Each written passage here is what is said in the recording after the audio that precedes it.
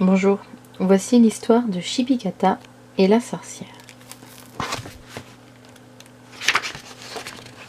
Chipikata et la sorcière. Chipikatastrophe refuse d'enlever son ciré, doté de ses bottes et de quitter son parapluie. Tic tic, Chipikatastrophe adore le bruit de la pluie. Floc floc, elle aime patauger dans les flaques. Sa mère crie, supplie, tempête. Viens te sécher, Chipikata. Cesse de renifler, Chipikata. Viens te moucher, Chipikata. Chipikata n'aime pas qu'on lui frotte la tête. Chipikata déteste les mouchoirs en papier. Chipikata n'obéit jamais. Un jour, sa mère, très en colère, lui promet « Ça va chauffer, Chipikata. Gare à ton derrière. » Alors, Chipikata s'enfuit en direction du marais. Elle sautille de flaque en flaque. Elle répète « J'aimerais qu'il pleuve sans arrêt. »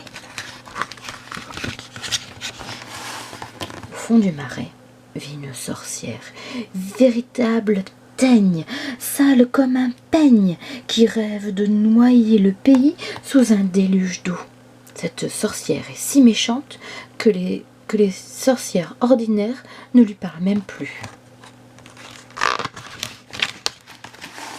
Les escargots et les serpents d'eau l'appellent Spoochie parce qu'elle éternue sans cesse. Elle s'écrie Spoochie au lieu de dire Atchoum, comme n'importe qui. Ça fait trembler ses grosses fesses, ça fait rater ses mauvais vœux et c'est tant mieux. Spoochie. Spoochie possède un chaudron magique, un chaudron à vapeur qui fabrique des orages, des éclairs, du tonnerre, un vrai chaudron à peur. Mais ce chaudron magique n'est pas pratique.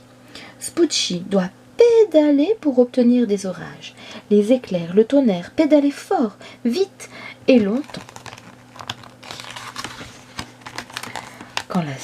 Quand Spoochie éternue, les orages se dégonflent. Les éclairs n'éclairent pas plus loin que des lampes de poche raplapla. Le tonnerre ne fait pas plus de bruit que de la mousse au chocolat tombant sur un matelas. Spoochie! Spoochie enrage. Aussi, dès qu'elle aperçoit Chipikata, Spoochie l'enlève. Elle lui dit « Je te délivrerai quand tu auras, Spoochie, pédalé 1000 ans.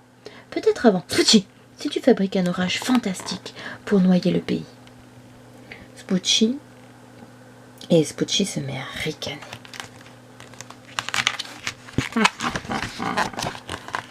Chipikata pense « Elle est dingue.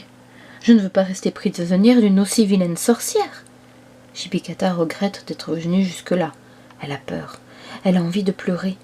Mais elle prend son courage à deux mains et déclare « Je suis bien contente de te rencontrer. J'adore l'eau. J'adore patauger. As-tu vu mes bottes? As-tu vu mon parapluie ?» La sorcière répond « Non, Spoochie. Qu'ont-elles tes bottes? Qu'a-t-il ton parapluie ?» Et comme la sorcière se penche pour regarder ses bottes, Chipikata l'assomme d'un coup de parapluie et d'un grand coup de botte, elle l'expédie dans le chaudron.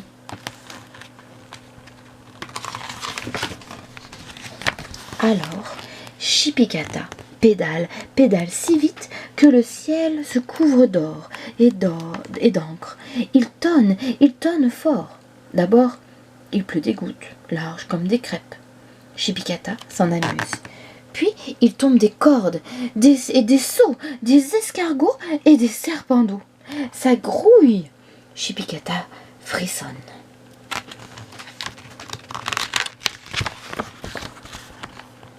Son nez chatouille. La première fois que Chipikata éternue, elle n'y fait pas attention. La deuxième fois, elle y réfléchit. Elle se dit qu'il est peut-être temps d'arrêter de pédaler avant de ressembler à une nouvelle et de devenir une teigne, sale comme un peigne. Déjà, les escargots et les serpents d'eau la regardent en louchant. Il est temps de rentrer, de se sécher, de se moucher et de se coucher. Alors, Chipikata revient à la maison en criant « Maman, je me mouche, je me douche, je me couche !» Sa maman trouve ça louche. Les parents ne sont jamais content.